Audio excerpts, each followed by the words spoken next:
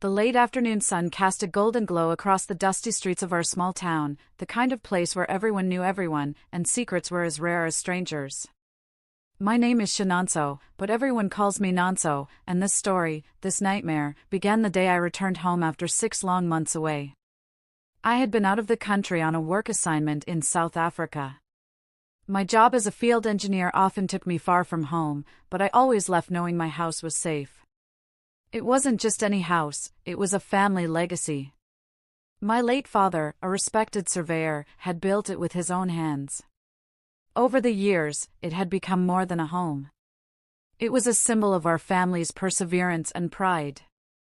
But what my younger brother, Emeka, did while I was away would shake the very foundation of our family. The journey back was exhausting. I dragged my suitcase through the familiar streets, eager to see my home again. As I approached, something felt off. The first thing I noticed was the front gate. It was painted a different color, bright blue instead of the deep brown I had chosen. My heart thudded in my chest. Maybe Emeka decided to repaint it, I muttered to myself, forcing a smile. But when I reached the front porch, my stomach twisted. The house number plate was gone, replaced with a shiny, modern one. And the flowers my late mother planted by the steps? They'd been uprooted and replaced with a small concrete statue of a lion. I froze. What on earth is going on here? A middle-aged man appeared at the doorway, frowning. Yes. Can I help you? He asked. I blinked. Help me? This is my house. Who are you? The man's eyebrows knitted together. Your house? No, sir. This house belongs to me and my wife. We bought it 2 months ago. For a moment, the world spun. My breath caught in my throat as anger and confusion surged through me. There must be some mistake, I said, my voice shaking. I built this house with my family. It's mine. The man folded his arms. Sir, I have the legal documents right inside. Your name isn't on them. I staggered back, my heart pounding in my ears. My first thought was of Emeka. My younger brother was supposed to be looking after the house while I was away. Could it be?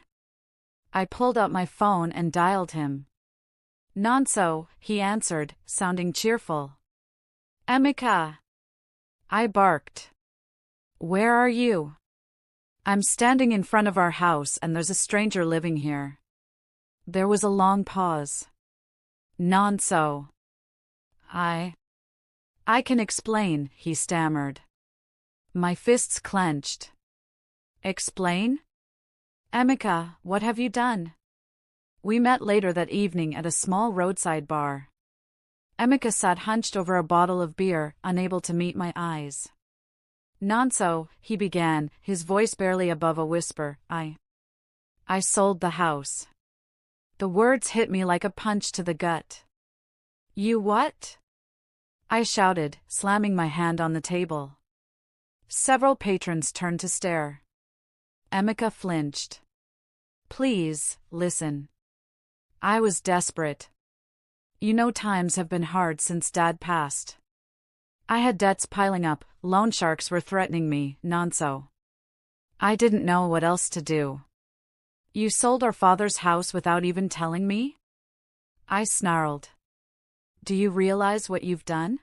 His eyes filled with tears. I thought I could fix it before you returned. I planned to buy it back once my business picked up. I buried my face in my hands, trembling with rage. This isn't just any property, Emeka.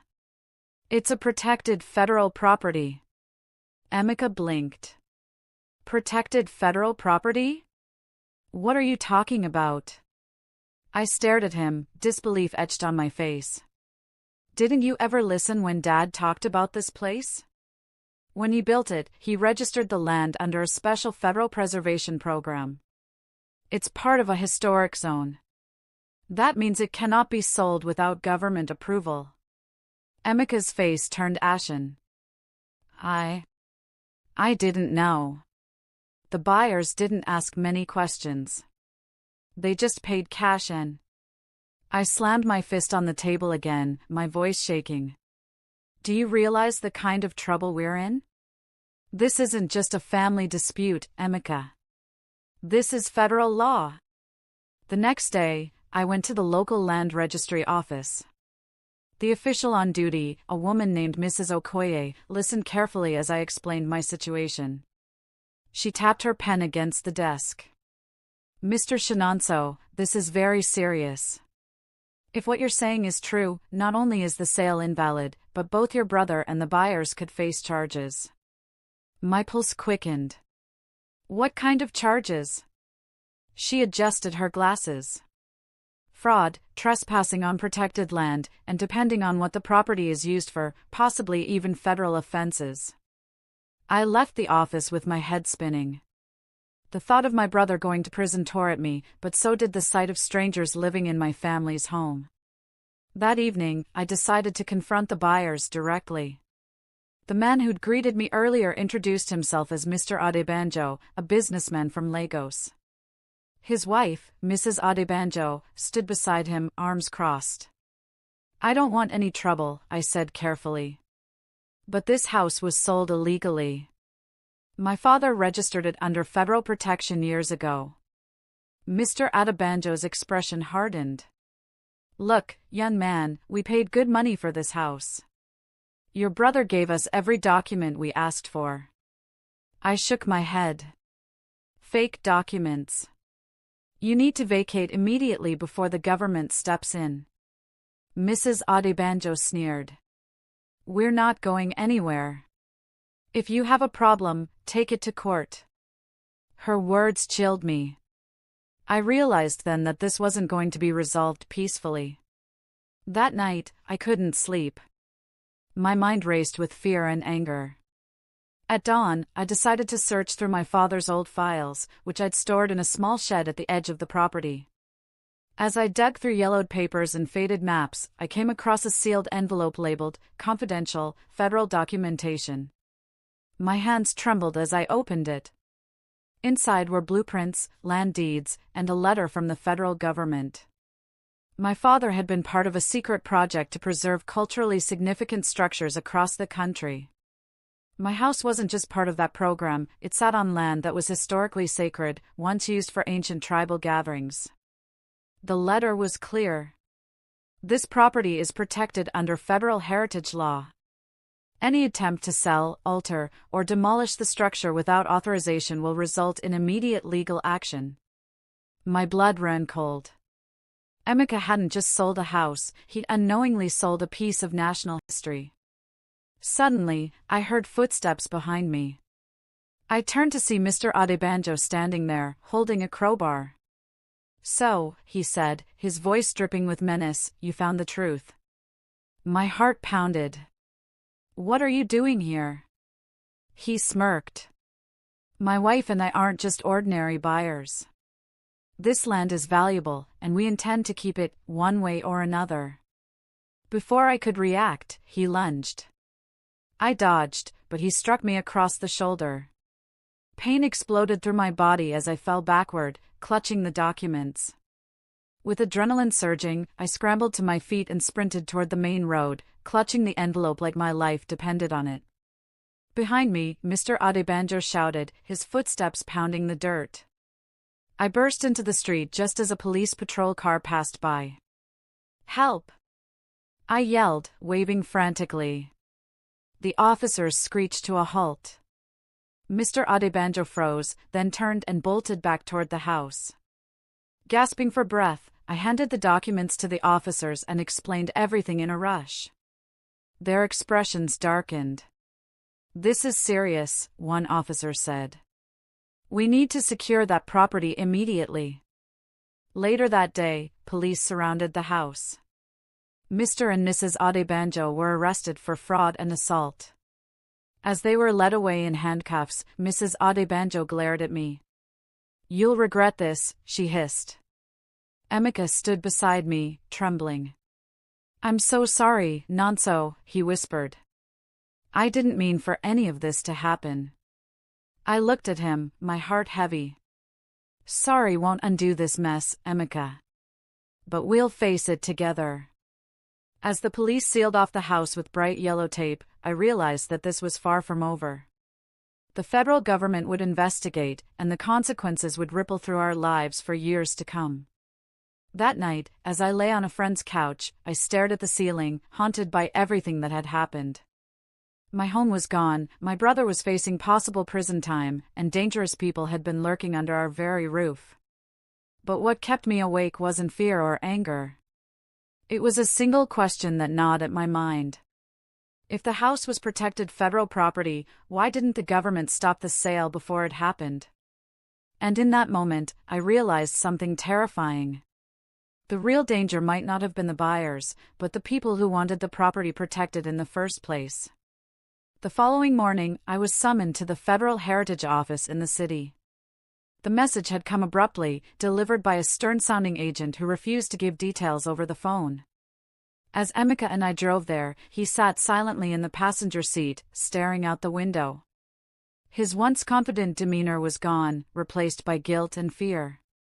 I gripped the steering wheel tightly, my mind replaying every moment of the previous day, the confrontation with Mr. Adebanjo, the police raid, and the discovery of my father's secret documents.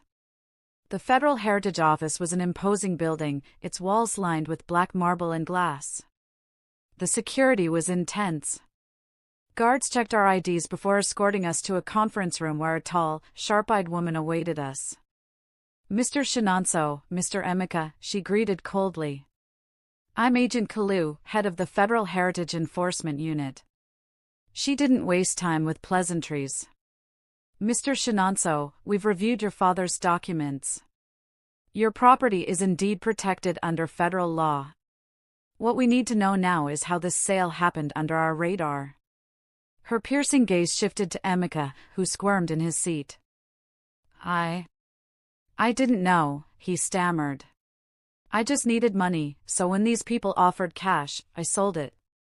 I didn't even think to check federal records. Agent Kalu's expression hardened. That ignorance may cost you dearly. Selling protected property is a federal offense. However, she added, turning back to me, there's something bigger at play here. I frowned. Bigger? What do you mean? She slid a folder across the table. Inside were surveillance photos of Mr. Adebanjo and his wife meeting with several well-dressed men I didn't recognize. These individuals are part of a smuggling ring, Agent Kalu explained. They've been targeting protected sites for years, looking for valuable artifacts to sell on the black market. We suspect they had inside information about your property. My blood ran cold. So, this wasn't just about buying a house? No, she said firmly. Your home sits on land of historical significance. Beneath it, there are ancient relics, artifacts worth millions. The Adebanjos likely planned to excavate and sell them. Emeka gasped, his face pale. Oh God, Nonso. I handed our house over to criminals. Agent Kalu's eyes narrowed.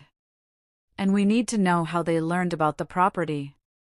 There's a possibility someone within our own department leaked information. The room went silent. Wait, I said slowly. Are you suggesting this wasn't just corruption, but an inside job? Agent Kalu nodded grimly. That's exactly what I'm suggesting. Which is why you both need to be very careful. These people are dangerous.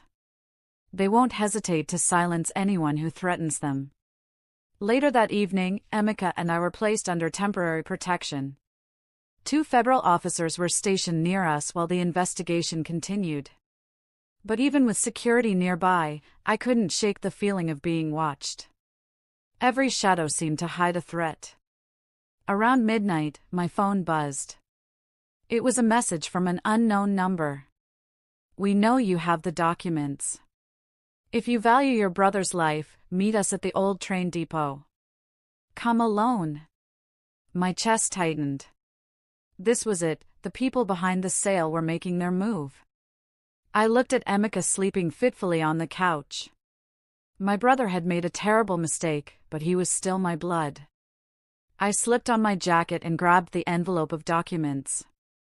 If this was the only way to end this nightmare, I had no choice but to face them. As I left quietly into the night, one thought consumed me. This wasn't just about a house anymore. It was about survival and uncovering the truth my father had taken to his grave. The night air was thick and heavy as I approached the abandoned train depot on the outskirts of town. Rusted tracks glimmered faintly under the moonlight, and broken windows gaped like hollow eyes in the crumbling building. Every step I took echoed loudly, amplifying the pounding of my heart. My grip tightened around the envelope containing my father's documents. This ends tonight, I told myself, though fear not at my resolve. Inside the depot, the darkness was suffocating. A single flickering bulb illuminated the center of the room, casting long, eerie shadows. A voice emerged from the darkness. "You came alone." "Good." From the shadows stepped Mr. Adebanjo, his face twisted with rage. Behind him were two men I didn't recognize, tall, muscular, and armed. I swallowed hard. "Where's my brother?" "You said you wouldn't hurt him." Mr. Adebanjo chuckled, a low, chilling sound. "Oh, he's safe, for now. But whether he stays that way depends on you." He pointed at the envelope. "Hand over those documents.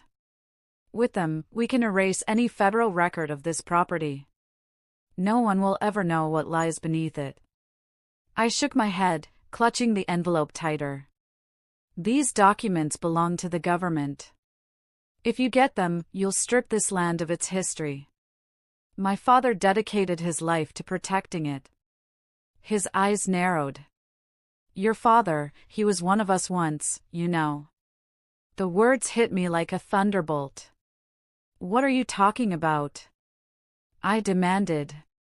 Mr. Adebanjo smirked. "Your father wasn't just a surveyor. He worked with our network decades ago, finding and selling historical artifacts. When he decided to leave and hand the land over to the federal program, he betrayed us. We've been waiting for the right moment to reclaim what's ours." My knees nearly buckled. My father, a criminal? The man who raised me with stories of honor and integrity? "You're lying," I spat, though doubt gnawed at me. "Am I?" he sneered. "Why do you think the federal government was so interested in this land? They weren't protecting history, nonso. They were protecting their share of the profits." The truth, or whatever twisted version of it he offered, was like a blade cutting deep into my chest. Before I could respond, a loud voice rang out. "Federal agents! Drop your weapons!" Bright beams of light flooded the depot as Agent Kalu and her team stormed in, guns drawn. Chaos erupted. The two armed men raised their weapons, and shots rang out. I dove behind a pile of crates, clutching the envelope to my chest. When the gunfire ceased, Mr. Adebanjo was on the ground, handcuffed and seething with rage. His men were either dead or captured. Agent Kalu rushed to my side. "Are you hurt?" she asked urgently. I shook my head, breathless. I didn't tell anyone I was coming here." "How did you know?" She gave a small, grim smile. "We traced the message they sent you. We've been monitoring their network since yesterday." Relief washed over me, but it was short-lived. "Agent Kalu," I said, my voice trembling, "what he said about my father, was it true?" Her expression was unreadable. "Your father was a complex man, nonso. Sometimes, protecting history requires getting your hands dirty. What matters is that in the end, he chose to preserve rather than destroy." It wasn't the full truth, but it was all she was willing to give me. Days later, the property was officially reclaimed by the government. The Adebanjos were charged with federal crimes, and Emeka was given a reduced sentence for cooperating with authorities. As for me, I stood before my father's house one last time, now sealed and guarded by federal agents. Emeka approached, his face heavy with guilt. "I ruined everything, nonso," he said quietly. If you never forgive me, I'll understand. I placed a hand on his shoulder. We've both learned hard lessons, Emeka. Family should protect, not betray. Dad's mistakes, your mistakes, we have to break that cycle. Tears welled in his eyes as he nodded. As we walked away together, I cast one final glance at the house. Beneath its foundations lay secrets that would never see the light of day. But one thing was certain, sometimes, the past isn't meant to be unearthed. And as I turned away, I realized the house wasn't just a home or a historic site. It was a warning. Greed destroys, but truth has a way of burying itself deeper than any treasure ever could. In life, betrayal often begins at home, and ignorance of the law doesn't absolve us of its consequences. Family is worth more than any fortune, but only if we choose to protect it rather than sell it for temporary gain.